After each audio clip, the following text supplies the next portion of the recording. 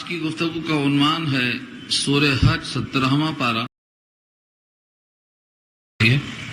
یہاں سے سورت کا 5واں رکوع شروع ہو رہا ہے اور پارے کا 12واں رکوع شروع ہو رہا ہے. گزشتہ آیات میں آپ سن چکے ہیں کہ حج کے مقام پر قربانی اور دیگر منافع کا تذکرہ کیا گیا اور پھر آخر میں قربانی کو قربان گاہ پہ ذبح کر کے اپنے تمام ارکان کو پورا کر کے واپس آنے کا حکم دیا ہے.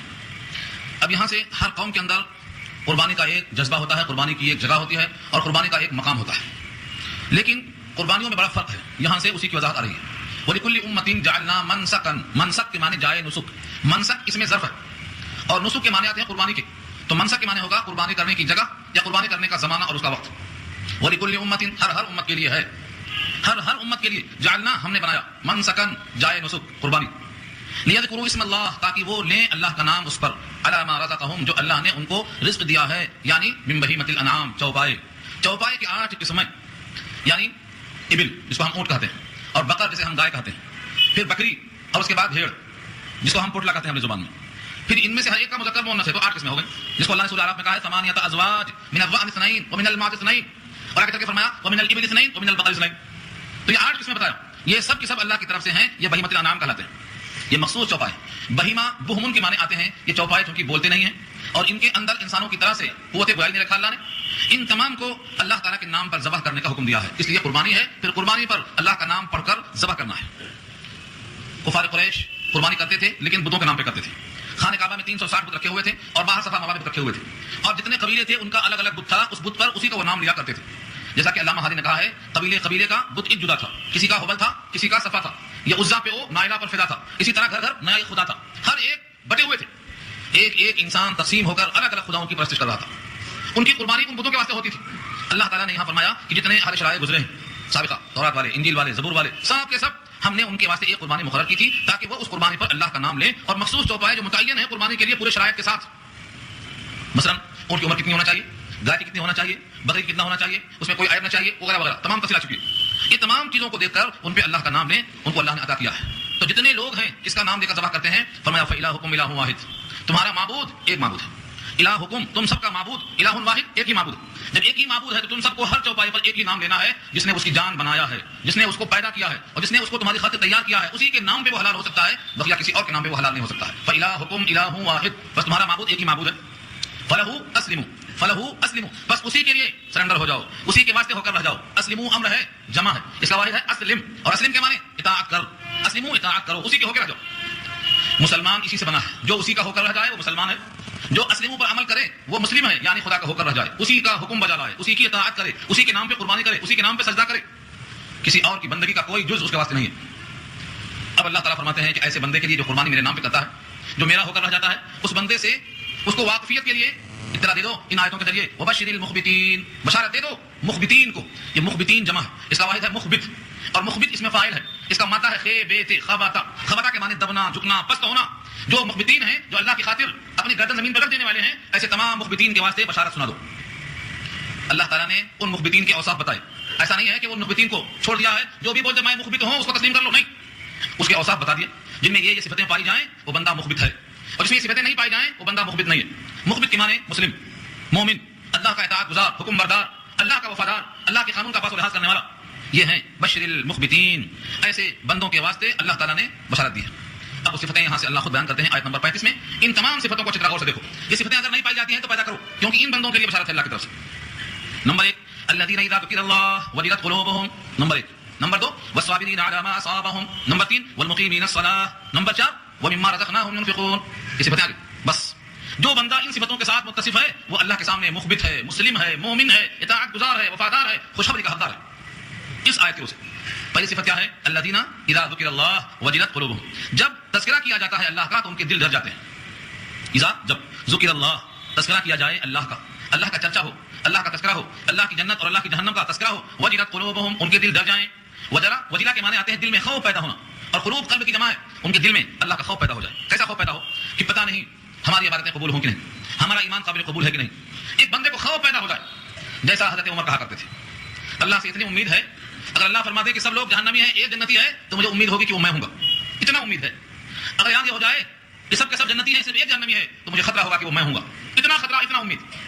اللہ کے بندوں کو اللہ کے سامنے امید اور خوف، المومن بین الرجاء والخوف، المومن بین الرجاء تو امید بھی ہے خوف بھی ہے، دونوں کے درمیان گزارتا ہے اپنے حیات کو۔ جب اللہ کا تذکرہ ہوتا ہے تو ان کے دل ڈر جاتے ہیں، وجلت قلوبہم، یہ صفت سورہ انفال میں بھی آ چکی ہے، اور یہ صفت بتائی گئی ہے ذکر اللہ پر، جب اللہ کا تذکرہ ہو، اللہ کے عذاب کا، اللہ کی جنت کا، اللہ کے حساب کا، تو بندوں کے دل ڈر جاتے ہیں کہ ہم اس مرحلے سے کیسے پار ہوں گے۔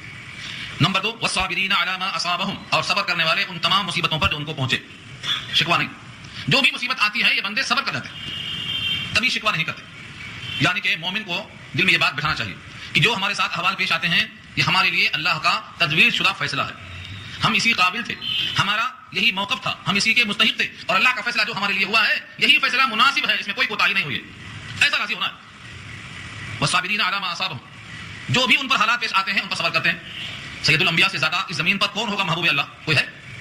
ساری دنیا میں جتنی مخلوقات اللہ نے پیدا کی ہیں ان تمام میں سب سے زیادہ آپ کو محبوب کون ہے؟ آپ کے محبوب کون ہیں؟ سید الانبیاء۔ لیکن قوم نے جب پتھر پھینکا اور خود کی کڑیاں، جو لوہے کا خود کہلاتا ہے، غزوہ احد میں جو پہن رکھا تھا آپ نے، وہ لوہے کی ٹوپی ٹوٹ جاتی ہے، اس کی کڑیاں سر میں گھس جاتی ہیں اور دانت آپ کا ٹوٹ جاتا ہے اور خون آپ کا ٹپکنے لگتا ہے۔ آپ فرماتے ہیں اے اللہ میری قوم کو ہدایت دے، مجھے جانتے نہیں، اللہم اہد قومی فانہم لا یعلمون، مجھے اگر یہ پہچان لیتے تو یہ سلوک نہ کرتے۔ ان کا یہ سلوک ان کی غفلت میں ہے، نادانی میں ہے، کم علمی میں ہے، جہالت میں ہے۔ یہ نبی پر حال پیش آیا، نبی نے برداشت کیا، یہ حال صدیق اکبر پر پیش آیا، اس کو برداشت کیا۔ آپ دنیا میں جتنے اہل اللہ ہیں سب کی تاریخ پڑھ لیں، یہ حالات جب آتے ہیں تو وہ شکوہ نہیں کرتے بلکہ اللہ کے فیصلے پر راضی ہوتے۔ یہ مخبت کی پہچان ہے کہ ہمیشہ خندہ پیشانی کے ساتھ ہر حال میں استقبال کریں۔ تو 2 صفتیں ہو گئی، نمبر 1 جب اللہ کا چرچا ہو تو دل ڈر جائے، اور نمبر 2 جو حالات پیش آئے ان کو جھیل جائے۔ نمبر 3 والمقیم الصلاۃ، اور نماز کی پابندی رکھنے والے، مقیم کا مقیم قائم کرنے والے، چھوڑ پکڑ نہیں، ایک دن آڑ پانی کی طرح، دن میں آئے تو پڑھ لیا، دن میں آئے تو نہیں پڑھا، مہمان آ گئے دکھانے کے واسطے کھڑے ہو گئے، مہمان چلے گئے تو سو گئے، کوئی مقصد تھا تو جا کے مل لیے، کوئی کام نکل گیا تو بھول گئے، 5 نمازوں میں 2 پڑھ لیے 3 کو چھوڑ دیے، چھوڑ پکڑ نہیں، بلکہ لفظ مقیم کا مقیم الصلاۃ والمقیم الصلاۃ، نمازوں کو پابندی سے قائم کرنے والے۔ نماز ہے کیا اگر یہ معلوم ہو گیا تو کرنا چھوڑ نہیں سکتا۔ میرا تو اپنا تجربہ یہ ہے کہ جو نماز کی پابندی کرتے ہیں شعور کے ساتھ، ان سے کہا جائے تم نماز کو چھوڑ دو تو ان کے لیے نماز کا چھوڑنا اتنا ہی تکلیف ہے جتنا لوگ نماز نہیں پڑھتے ان سے کہا جائے نماز پڑھ لو، ان کو نماز پڑھنا تکلیف دے۔ قرآن نے فیصلہ کیا ہے وَإِنَّهَا لَكَبِيرَةٌ إِلَّا عَلَى الْخَاشِعِينَ، نماز پڑھنا بڑا گناہ ہے، بہت بھاری ہے، مگر دل میں خشوع ہے تو بھاری نہیں ہے۔ ایک حدیث آئی ہے کتاب الصلاۃ بخاری کے اندر کہ لوگ اگر حدی تقسیم ہو عشاء کی نماز میں اور چلنے کے لائق نہ ہو تو گھسٹتے ہوئے سورین کے بل آ جائیں گے، لیکن جو عشاء کی نماز میں اللہ سے ملاقات میں ملتا ہے یہ لوگوں کو نہیں معلوم، اس لیے چھوڑ کے سو جاتے ہیں، دعوتوں میں چلے جاتے ہیں نماز چھوڑ کے۔ ان کو دنیا کی دعوت کی اہمیت ہے لیکن اللہ کی دعوت کی اہمیت نہیں ہے۔ فرمایا ہے فجر اور عشاء 2 نمازیں منافق پر بھاری ہیں، یہ 2 نمازوں میں حاضری پہچان ہے۔ تو مقیم الصلاۃ کا مطلب کبھی کبھی پڑھ لیا کبھی چھوڑ دیا نہیں، مقیم الصلاۃ پابندی سے نماز پڑھتے ہیں، اور نماز در حقیقت اللہ کی بندے سے ملاقات اور ربط کا نام ہے۔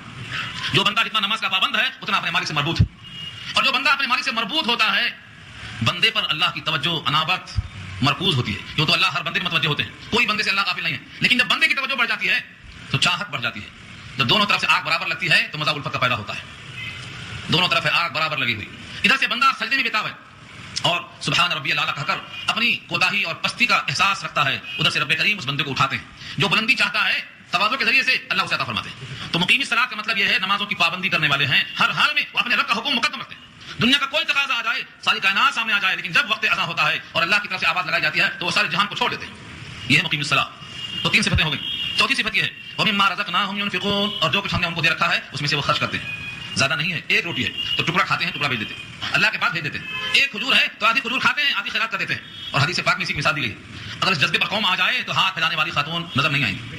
1 کھجور بھی اگر ہے اتقوا النار ولو بشق تمرۃ، 1 کھجور بھی ہے تو اس کو چیرو، آدھا کھا لو اور آدھے سے جہنم کو بچاؤ۔ یہ ہمارے پاس ختم ہو گیا ہے، ہمارے پاس جمع کرنے کی اتنی فکر ہے کہ ان کو یقین ہے کہ مرنے کے بعد یہاں کی دولت ہم منتقل کر لیں گے۔ سچ یہ ہے بیوقوف آدمی وہ ہے جو دوسروں کی دنیا بنانے کے لیے اپنی آخرت تباہ کر لیتا ہے، بیوقوف آدمی ہے وہ جو دوسروں کی دنیا بنانے کے لیے اپنی آخرت تباہ کر لیتا ہے۔ اپنی آخرت بنانے کے لیے یہی راستہ ہے کہ جو ہم نے دیا ہے اس میں سے ہمارے نام پہ خرچ کرو، ہم نے یہاں بھی دیا ہے وہاں بھی دیں گے، اور آج دیا ہے تو کل بھی دیں گے، جس طرح ماں کے پیٹ سے خالی ہاتھ آئے تھے، خالی ہاتھ ہونے پر فکر مت کرو، ہم موجود ہیں، یہ اللہ کا وعدہ ہے۔ ان یقین کے ساتھ گزارنے والے بندے مخبت ہیں، ان کے لیے اللہ نے بشارت دی ہے۔ بشارت کس چیز کی ہے؟ جنت کی بشارت ہے۔ آگے اس قربانی کا جانور جس کو ہم بدنا کہتے ہیں، بدنا یہاں لفظ آ رہا ہے والبدنا جعلناها لکم، اور بدنا کہ ہم نے اس کو بنایا ہے تمہارے واسطے من شعائر اللہ، اللہ کے عظمت کی پہچان۔ 2 لفظ یہاں سمجھنا چاہیے آپ کو، ایک لفظ بدنا، بدنا کہتے ہیں قربانی کے اونٹ کو اور گائے کو، تو ان کو قربانی کے جانور کو ابل کہتے، ناقہ کہتے، یہ بدنا کیوں کہا جاتا ہے؟ ابل تو خالی اونٹ ہے، بقر خالی گائے ہے، لیکن بدنا کہتے ہیں وہ جانور جو بدن والا ہو جس میں 7 حصے لگتے ہوں، اور اردو میں جو بدن ہے یہ عربی لفظ یہیں سے نکلا ہے، بدن کسے کہتے ہیں؟ بدن کے معنی آتے ہیں جسم کے، تو بدنا کے معنی جسم والا۔ حدیث میں آتا ہے نبی صلی اللہ علیہ وسلم 2 رکعت پر جب بیٹھتے ہیں آپ قاعدہ اولا میں، پھر کھڑے ہوتے ہیں تیسری رکعت کے لیے، نبی کریم صلی اللہ علیہ وسلم ہر رکعت پہ بیٹھ جاتے تھے پھر اٹھتے تھے، پہلی رکعت پر بھی بیٹھ جاتے تھے، دوسری پر بھی بیٹھ جاتے تھے، تیسری پر بھی بیٹھ جاتے تھے، پھر کھڑے ہوتے تھے۔ چنانچہ بعض لوگ یہ کہتے ہیں، حدیث میں آتا ہے کہ یہ اس وقت کا عمل ہے جس کے بارے میں آپ نے خود کہا ہے بدن تو، جب میں بدن والا ہو گیا، یعنی میرا بدن بھاری ہو گیا تو پھر بیٹھ کے اٹھنا ہے۔ تو بڑھاپے بھی معمول ہے یہ، بڑھاپے بھی محمول ہے یہ، ہر ایک کے واسطے نہیں ہے، لیکن اس کو دیکھ کر کے ہر غیر مقلد بیٹھ کے اٹھتا ہے، بیٹھ کے اٹھتا ہے۔ حالانکہ نبی صلی اللہ علیہ وسلم نے اپنے نمازوں کے احوال مختلف اوقات کے بتائے ہیں، پیر میں موچ آ گئی تو نماز بیٹھ کے پڑھ لیا، بیماری کے ایام میں دو صحابی کے کندھے پہ پاؤں ہاتھ رکھ کر جب جا رہے ہیں تو پاؤں زمین میں کھسک رہے ہیں، یہ احوال ہے بیماری کے، سر میں درد ہے، بہت شدید درد ہے تو اشارہ کر دیا صدیق اکبر رضی اللہ عنہ کو، آپ پڑھا دیجیے نماز، مختلف احوال ہیں۔ تو بدنتو کا مطلب جب میں بدن والا ہوا تو پھر بیٹھ کے اٹھنا آسانی کے لیے ہے، اس کا یہ مطلب نہیں ہے کہ جو بدن والا نہیں ہے وہ اٹھ کے بیٹھے پھر پڑھا ہو، ایسا نہیں، بہراز اٹھنے میں کوئی حرج نہیں۔ مجھے یہاں یہ بحث کیوں کرنا پڑا، بتانے کو کہ بدن عربی لفظ ہے، بدنا کہتے ہیں وہ جانور جو جسم والا ہو، جس میں 7 حصے لگتے ہوں، چاہے گائے ہو اور چاہے وہ اونٹ ہو، والبدنا اس کو بدنا کہتے ہیں، والبدنا جعلناها لكم، اور بدنا جس کو ہم نے بنایا تمہارے واسطے، من شعائر اللہ، شاعر شاعرہ کی جمع ہے، علامت، مخصوص پہچان، جو کسی قوم کی، کسی مذہب کی، کسی علاقے کی جو خصوصی پہچان ہو اس کو شاعر کہتے ہیں۔ جیسے مونچھوں کو پست رکھنا اور داڑھی کو بڑی رکھنا یہ مسلمانوں کے واسطے شاعر ہے۔ فرمایا نبی صلی اللہ علیہ وسلم نے یہ ہماری امت کا شاعرہ ہے، مونچھوں کو پست کرنا اور داڑھی کو بڑی کرنا۔ اذان اس امت کا شاعرہ ہے، امت کی علامت ہے۔ فرمایا ایک قصبے کے باہر رات میں ٹھہر گئے، اگر فرمایا کہ صبح فجر کی اذان کی آواز آئے تو سمجھ جانا کہ یہ مسلمانوں کی بستی ہے، اور اگر فجر کی اذان کی آواز نہ آئے تو سمجھ جانا کہ یہ کافروں کی بستی ہے، یہ الغار کر دینا۔ کیوں؟ یہ علامت ہے اذان سنت ہے، واجب اور فرض نہیں ہے، لیکن یہ علامت ہے، اس کا نام کیا ہے؟ شاعرہ۔ تو بعض چیزیں واجب فرض نہیں ہوتی ہیں لیکن بڑی اہم ہوتی ہیں، ان کا نام کیا ہے؟ شاعرہ۔ مسلمان ہونے کی پہچان کیا ہے؟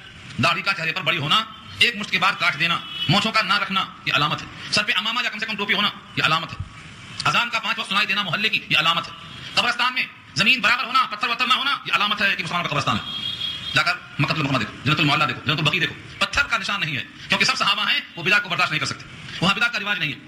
اور اس قسم کی اتنی علامتیں ہیں، ان تمام کو آپ غور سے دیکھیں، خود کہا صفا مروہ بھی اللہ کی عظمت کی پہچان ہے، ان صفا والمروہ من شعائر اللہ۔ تو شاعرہ جو جانور جاتا ہے قربان ہونے اللہ کے نام پر، یہ بھی شاعرہ ہے، یہ بھی علامت ہے، اس کا احترام کرو۔ والبدنا جعلناها لكم من شعائر اللہ، اور قربانی کے اونٹ اور گائے بکری بھیڑ ہم نے تمہاری خاطر بنایا ہے اللہ کی طرف سے، شاعرہ یعنی قابل عظمت، قابل یادگار، لکم فیہا خیر، تمہارے واسطے اس میں خیر ہے، تمہارے واسطے اس میں بھلائی ہے۔ بھلائی 2 قسم کی، آخرت کے لحاظ سے اجر اور دنیا کے لحاظ سے خوشحالی۔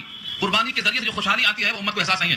کتنے لوگ ایسے ہیں جو سال بھر میں اسی قربانی کے گوشت پہ انحصار کرتے ہیں، کتنے غریب ممالک ہیں کہ جہاں پر قربانی کا گوشت پہنچتا ہے تو ان کو گوشت ملتا ہے کھانے کے واسطے، اس کے چمڑوں سے، اس کی ہڈیوں سے، اس کے سینگوں سے، اس کے بالوں سے، اس کے چمڑوں سے، نہ جانے کتنے لوگ خوشحال ہو جاتے ہیں۔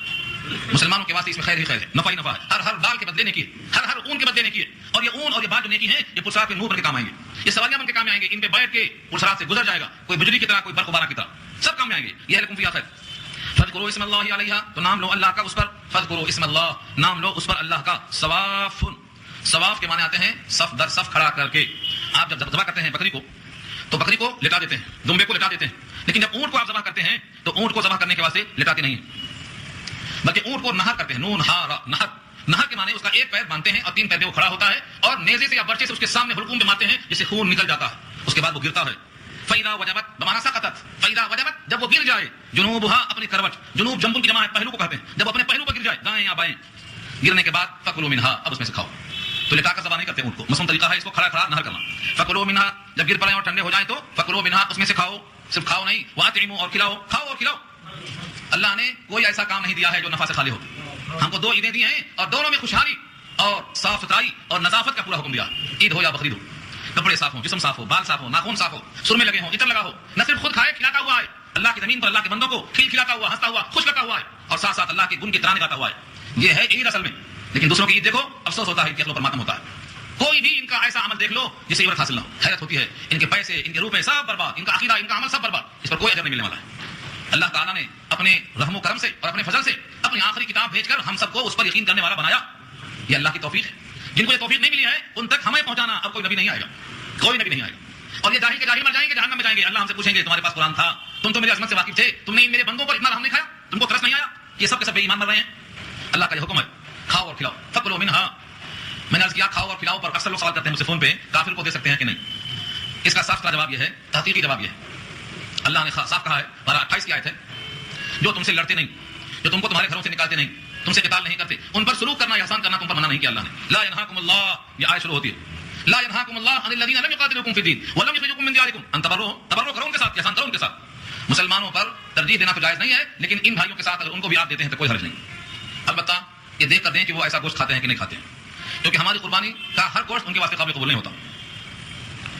فکلوا منہا کھاؤ، واطعموا اور کھلاؤ، کس کو کھلاؤ؟ القانع والمعتر، دو کا نام لیا اللہ نے، قانع قناعت کرنے والا، قناعت کرنے والے کو قانع کہا، دیے تو بھی کوئی بات نہیں، نہیں دیے کوئی بات نہیں، پڑا ہے جہاں پڑا ہے، ایک مقام پہ پڑا ہوا ہے، مل گیا تو کھا لیا، نہیں ملا تو پڑا رہا، کوئی شکوہ نہیں۔ دوسرا کون سا ہے؟ معتر، معتر کے معنی اعتراض کرنے والا، تکرار کرنے والا، بے قراری اور بے چینی کا مظاہرہ کرنے والا، 1 روپیہ دیا رکھ لو، تم رکھ لو، بولتا 10 روپیہ دو، کیا ملتا ہے 1 روپے میں آج؟ یہ ہے معتر۔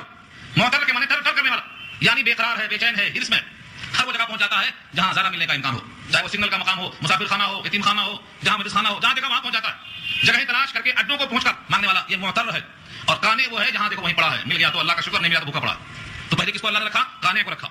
بے سواری اور سواری محتاج دونوں کو کھلاؤ اور کھاؤ۔ اللہ فرماتے ہیں کذالک سخرناھا لکم، اسی طرح ہم نے تمہارے واسطے مسخر کیا۔ ہاں کی ضمیر لوٹتی ہے اونٹ کی طرف، گائے کی طرف، دمبے کی طرف، بھینسے کی طرف، ان کو تمہارے لیے مسخر کیا ہے۔ تمہارے 2 ہی پیر ہیں، اس کے 4 پیر ہیں، مگر تم اسے ذبح کرتے ہو، وہ تم کو ذبح نہیں کر سکا۔ یہ ہے تسخیر۔ اونٹ کو اس کی طاقت تم سے بہت زیادہ ہے، بھینس کی طاقت تم سے بہت زیادہ ہے، 1 لات پڑ گیا نا قربانی بھرا کرتے ہو، 1 لات گائے ذبح کرنے جاتے، 1 لات لگ گیا تو پورا مہینہ بھولتے نہیں، یہ حالت ہے کمزوری کا۔ لیکن اللہ کی طرف سے تسخیر کا یہ عالم ہے کہ ایک ڈنڈا چھوٹا سا لے کر ایک چھوٹا 10 سال کا بچہ 100 بھینسوں کو ہانکتا ہے، 100 بھینسیں اطاعت کرتی ہیں۔ اللہ فرماتے ہیں یہ ہم نے تذلل دیا ہے ان میں، ورنہ پلٹا کے سینگ ماری تو ختم ہو جاتا بچہ، ایک سینگ میں ختم ہو جاتا۔ سخرناھا، ہم نے مسخر کیا، ذللناھا، ہم نے تابع کیا۔ اللہ تعالیٰ نے انسان کی شرافت، کرامت، بزرگی کے پیش نظر یہ بڑے بڑے جانور کو، ہاتھی تک کو تمہارے قابو میں کر دیا۔ کذالک سخرناھا لکم، اسی طرح ہم نے مسخر کر دیا ہے ان جانوروں کو تمہارے لیے، لعلکم تشکرون، تاکہ تم شکر ادا کرو۔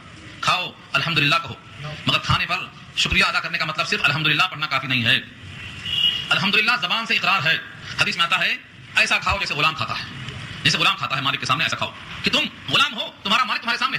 اور آقا فرماتے ہیں انا آکل کما یاکل العبد، میں ایسا کھاتا ہوں جیسے بندہ اور غلام اپنے مالک کے سامنے کھاتا ہے۔ بتاؤ جو محبوب ہے، سارے انبیاء کا سردار ہے، سید الانبیاء، سید البشر اور خیر الخلائق، ساری مخلوق میں سب سے بہتر، ساری مخلوق کے سردار ہونے کا جو شرف حاصل ہے، وہ کیسا کھانا کھاتے تھے؟ جیسے غلام کھاتا ہے۔ انا آکل کما یاکل العبد، یہ ہے شکر ادا کرنا۔ دونوں پاؤں اٹھا کر بیٹھو۔ بچپن میں ایک صاحب نے نصیحت کی تھی، ان کی نصیحت کو نہیں مانا، کیوں؟ اس کی وجہ بھی یہ تھی، انہوں نے کہا تھا تم عالم ہو گئے ہو، کھانا ایسا کھاؤ جیسے غلام کھاتا ہے، دونوں پاؤں اٹھا کر کھاؤ، اکڑو بیٹھ کے، یا کم سے کم 1 پاؤں رکھ کے کھاؤ، یہ شکر ہے۔ ان کا ایک عمل تھا، ہمارے سامنے بیڑی پیتے تھے وہ، ہم نے کہا یہ بڑھاپے میں سفید داڑھی میں پہلے بیڑی پینا چھوڑو تب نصیحت کرو ہمیں، تو ان کے اس گناہ سے ریئیکشن ہوا اور بجائے ماننے کے ہم نے نہیں مانا۔ آج بیٹھنا چاہیں تو نہیں بیٹھ سکتے، بیٹھنا چاہیں تو نہیں بیٹھ سکتے۔ آپ سے یہی کہنا چاہتا ہوں من کردم شما حضرت بکنے، ہم نے نہیں کیا مگر تم ایسا مت کرو، تم پرہیز کرو۔ جو بندہ اکڑو بیٹھ کے کھائے گا، 1 پاؤں اٹھا کر کھائے گا، زمین پر کھائے گا، ہر مرض سے ہمیشہ کے واسطے سبکدوش ہو جائے گا۔ حدیث میں آتا ہے الاکل فوق الشرع حرام، مشہور کتاب ہے الاشباح والنظائر جو فقہ میں پڑھائی جاتی ہے ہفتہ میں، اس کا ایک ٹکڑا ہے الاکل فوق الشرع حرام، پیٹ بھرنے کے بعد بھی کھانا حرام ہے۔ اور 3 حصہ کر کے کھانا جو سنت ہے، ایک میں کھانا، ایک میں پانی، ایک میں ہوا۔ آج کل رواج کرسیوں پہ کھانے کا ہے، دونوں پاؤں نیچے آ جاتے، پیٹ کو بند رہنے کا، دبنے کا کوئی چانس ہی نہیں ہے، تو 3 حصے کیسے ہونا اس کے؟ پورے حصے میں کھانا چلا جاتا، اس لیے بی پی، شوگر، سب بیماریاں آ جا رہی ہیں۔ سید الانبیاء کے ایک طریقے کو ہم نے چھوڑا، مصیبتیں بلائیں پریشانیاں آ رہی ہیں۔ تو جب بندہ غلام کی طرح کھائے گا تو اس غلام پر مالک کی عنایت ہمیشہ ہوتی رہے گی، یہ وفادار ہے، یہ غدار نہیں ہے، کھاتے ہوئے پیتے ہوئے ہمیشہ اپنے مالک کے سامنے ہونے کا احساس رکھتا ہے۔ یہ سکھایا ہے نبی صلی اللہ علیہ وسلم نے۔ تو لعلکم تشکرون کا مطلب تم شکر ادا کرو، کھانے کا طریقہ بھی نبی کی طرح ہو، کھانے پر بسم اللہ ہو، کھانے میں غریبوں کا حصہ ہو، جو بچ جائے غریبوں کو خرید کرنے کا حکم ہے، کھانے کے مستقل آداب بتائیں۔ جب سے ہم نے اپنی منمانی شروع کر دیا ہے اور مالک سے ہم نے منہ موڑ لیا ہے، جب سے آفتیں پریشانیاں آ رہی ہیں۔ اس کے بعد رب کریم فرماتے ہیں تمہاری قربانی تم کرتے ہو، اس کا چمڑا یا اس کا گوشت یا اس کی ہڈی یا اس کا خون یا اس کے کھال اور چمڑے اور بال، اس میں سے کوئی چیز اللہ کے پاس نہیں پہنچتی، نہیں پہنچتی۔ یہ چمڑا نہیں رہتا، یہ گوشت نہیں رہتا، یہ خون نہیں رہتا، یہ بال نہیں رہتے، اس کی سینگ سے بدن بندے نہیں رہتے، اس کے کھلوں سے کھال بنتی نہیں رہتی۔ تمہارا قربان کیا ہوا جانور پورا کا پورا تمہارے سامنے پڑا رہتا، میرے پاس کچھ آتا ہے اس میں سے تو تمہارے دل کا ارادہ، بس اس کو تم پاک کر لو، اس کو تم صاف کر لو۔ لن ینال اللہ لحومها، ہرگز نہیں پہنچتا ہے اللہ کے پاس لن، اب زبان میں لن کہتے ہیں ہرگز نہیں، ہرگز نہیں، مضارع پہ لن آتا ہے تو معنی ہوتے ہرگز ہرگز نہیں پہنچتا۔ لن ینال اللہ، نال ینالو پہنچنا حاصل کرنا، لن ینال اللہ لحومها، لحوم جمع ہے لحم کی، اور لحم کے معنی گوشت، اس کے گوشت اللہ کے پاس نہیں پہنچتے، ولا دماؤها، اس کا دم یعنی خون اللہ کے پاس نہیں پہنچتا، ولکن اور لیکن ینال التقوی منکم، تمہارا تقوی اس کے پاس پہنچتا ہے۔ تم نے اللہ کی خاطر ذبح کیا ہے یا لوگوں کے سامنے برتری تفوق کے واسطے خط کیا ہے؟ تمہارا لوگ اکرام کریں کہ بھائی 12 بکرے کاٹنے والا ہے، تو لوگوں میں عظمت ظاہر ہو، لوگوں میں تمہارا واہ واہ کیا جائے، یہ سب میرے پاس نہیں آتا، تمہارے دل کا ارادہ میرے پاس پہنچتا ہے۔ ایک حدیث میں آتا ہے ان اللہ لا ينظر الى صوركم واعمالكم ولكن ينظر الى قلوبكم ونياتكم، اللہ تمہارے اعمال کو، تمہاری صورتوں کو نہیں دیکھتے، تمہارے قلب کو، تمہارے ارادے کو دیکھتے، قلب میں اور ارادے میں کیا ہے، عزم کے درجے میں کیا ہے، اللہ اسی کو دیکھتے ہیں۔ كذلك سخرها لكم، اسی طرح سے ہم نے مسخر کیا ہے تمہارے واسطے ان جانوروں کو، لتكبروا الله على ما هداكم، تاکہ تم تکبیر کہو اللہ تعالیٰ کی کبریائی بڑائی کرو، على ما هداكم، اس پر کہ تم کو اللہ نے توفیق دیا ہے، تم کو اللہ کے راستے میں قربانی کرنے کی توفیق دیا ہے، تم اس پر اللہ کی کبریائی کو بیان کرو۔ اللہ اکبر، بسم اللہ، اللہ اکبر، یہی کبریائی۔ میں شروع کرتا ہوں اللہ کے نام سے، اللہ سب سے بڑا ہے۔ اللہم لک و منک، اللہ یہ آپ ہی کا دیا ہوا ہے، آپ ہی کے سامنے پیش کر رہا ہوں، آپ ہی کا دیا ہے، آپ ہی کے واسطے پیش کر رہا ہوں، میں اس ارادے سے آپ کی رضا چاہتا ہوں، بس یہ ہے بندے کے واسطے۔ لتکبر اللہ علی ما ہداکم، تم کو توفیق دیا اللہ نے اس قربانی کے جانور پر، تم نے ہاتھ پھیرا ہے، تم اللہ کی طرف متوجہ ہو جاؤ۔ وبشر المحسنین، اور بشارت دے دو محسنین کو۔ اوپر کیا تھا؟ مخبتین، کہیں آیا متقین، کہیں آیا مسلمین، کہیں آیا مومنین، کہیں آیا محسنین، یہ ساروں کے مصداق تھوڑے سے فرق کے ساتھ ایک ہی۔ مومن کون ہے؟ یقین کرنے والا۔ مسلم کون ہے؟ حکم بردار، حکم پورا کرنے والا۔ مخبت کون ہے؟ اللہ کے حکم سے دب جانے والا۔ محسن کون ہے؟ درجہ احسان پر پہنچ کر بندگی کرنے والا۔ حدیث جبریل یاد ہے؟ اللہ کی ایسی بندگی کرو کہ تم اللہ کو دیکھ رہے ہو۔ یہ نہیں ہو سکتا، ایمان کمزور ہے تو اتنا کم سے کم یقین کر لو کہ تمہیں تو اللہ ضرور دیکھ رہا ہے۔ اس درجے پر پہنچنا احسان ہے، اس کو مسلم کہا۔ تو جو بندہ محسنین میں آ جائے، مخبتین میں آ جائے، اور مومنین میں آ جائے، مسلمین میں آ جائے، وہ بندہ حقدار ہے بشارت کا اللہ کے پاس۔ اب اس پر اللہ تعالیٰ کا ایک اور احسان، کفار قریش چاہتے تھے کہ مسلمانوں کو جڑ سے صاف کر دیں، اتنا ستایا کہ مکہ چھوڑ کر مدینہ جانا پڑا، ملک حبشہ جانا پڑا۔ وہ چاہتے تھے کہ ان کو جڑ سے اکھاڑ کے پھینک دیں۔ 13 سال تک مکے کے ظلم کو برداشت کیا ہے مسلمانوں نے۔ اللہ تعالیٰ نے حکم دیا تھا کہ تم مار کھاؤ مگر مار نہیں سکتے، ان کے جھاپڑ کھاؤ جواب میں جھاپڑ نہیں مار سکتے، گالیاں کھاؤ گالیوں کا جواب گالیوں سے نہیں دے سکتے۔ اللہ فرماتے ہیں ایمان والوں سے اللہ دفاع کرتا ہے۔ اللہ جب کوئی مومن کو گالی دیتا ہے اور مومن خاموش ہوتا ہے تو اس بندے کا دفاع فرشتے کرتے ہیں۔ ان اللہ یدافع عن الذین آمنوا، اے محمد صلی اللہ علیہ وسلم جتنے اخلاص والے ہیں ان تمام کو بشارت دے دو، سنا دو کہ بلا شبہ اللہ مشرکین کے غلبہ اور ایذا رسانی کی قدرت کو ایمان والوں سے دور کر دیتے ہیں۔ ان قریب اللہ دور کر دیں گے۔ یدافع صیغہ مضارع ہے، مکہ کے 13 سال مصیبت میں تھے لیکن اب دن ختم ہونے والے ہیں، اب ان کی مصیبتیں اللہ دور کر دیں گے۔ ان الذین آمنوا، ایمان والوں سے۔ چنانچہ مکہ کے 13 سال ظلم سہتے رہے، جیسے ہی مدینہ میں آئے اللہ نے فرما دیا کہ اب وہ دن دور ہو گئے، اب تم کو ہاتھ روکنے کا نہیں ہاتھ کھولنے کا وقت آ گیا۔ آگے فرمایا ان اللہ لا یحب کل خوان کفور، بے شک اللہ پسند نہیں کرتے ہر ناشکر دغاباز کو، کفور ناشکرا اور خوان خیانت کرنے والا دغاباز۔ کسی بھی دغاباز کو اور کسی بھی ناشکری کرنے والے کو اللہ پسند نہیں کرتے، اس لیے 13 سال تک ان کے خلاف ہاتھ کے نہ اٹھانے کا جو حکم تھا یہ اللہ کو پسند نہیں ہے بلکہ حکمت کا تقاضا ہے کہ تم پوری طرح سے اکٹھا ہو جاؤ، تمہاری قوت مجتمع ہو جائے اور تم ان پر حجت پوری کر دو، اور جس مقام پہ لڑنا ہے اس مقام کو جگہ چھوڑ کر منتقل ہو جاؤ۔ اس کے بعد ان کافروں سے اللہ تعالیٰ تمام تکلیفیں جو تم تک پہنچنے والی ہیں اللہ ان کو دور کر دیں گے۔ ان اللہ یدافع، بے شک اللہ دفاع کریں گے، عن الذین آمنوا، ایمان والوں سے۔ ان اللہ لا یحب، بے شک اللہ پسند نہیں کرتے کل خوان کفور، ہر ناشکر دغاباز کو۔ رکوع پورا ہو گیا ہے۔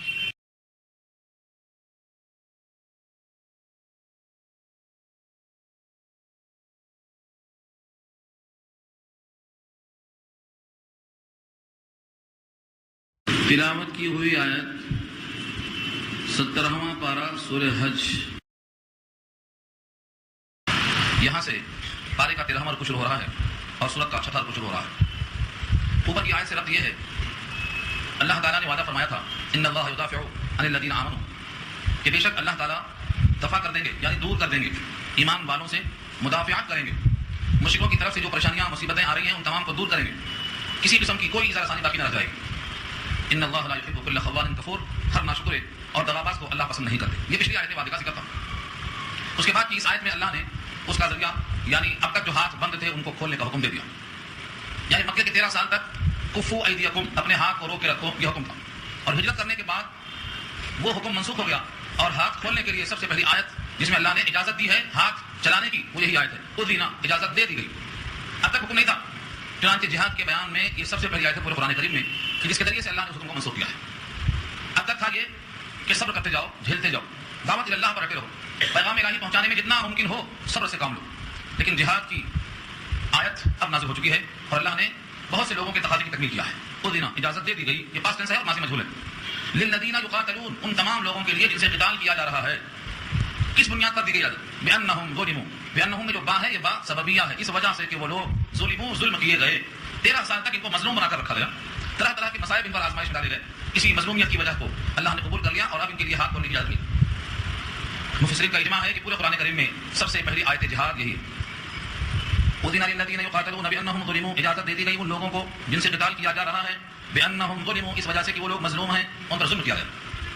اب رہا قلت تعداد کا، اسلحہ کی کمی کا، اس کا بھی لگے ہاتھوں جواب دیا، وان اللہ علی نصرہم لقدیر، اور بے شک اللہ ان کی نصرت پر البتہ ضرور قادر ہیں، نصرت پر قادر۔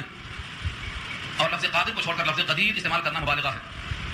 قدیر فعیل کے وزن پر زیادہ مبالغہ ہے بمقابلہ قادر کے، ایک ہے عالم دوسرا ہے علیم، تو علیم کے اندر علم زیادہ ہے، مبالغہ زیادہ ہے، ایسے ہی قادر کے مقابلے میں قدیر میں مبالغہ زیادہ ہے۔ اس وزن پر جتنے بھی الفاظ آئیں گے ان میں مبالغہ زیادہ ہوگا، یہ بتانے کے لیے کہ ظاہری اسباب نظر نہیں آتے لیکن مومنوں کی نصرت کرنے پر اللہ قادر ہے۔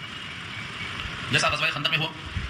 غزوہ خندق میں مسلمانوں کی تعداد صرف 3000 جو دفاع کرنے کے لائق 3 طرف سے خندق کھود کر اور پیچھے مدینے کو لیا تھا, اور کافروں کی تعداد 15000 جو مسلح تھے. اطراف کے تمام یہودی مشرکین مکہ اور قبیلہ غطفان, قبیلہ اشجع, قبیلہ اسلم, نہ کون لوگ جمع ہو چکے تھے, لیکن اللہ نے صرف ہوا کو بھیجا, اور ہوا کے ساتھ ایک ایسا لشکر بھیجا جس کو انسان دیکھنے پر قادر نہیں ہے.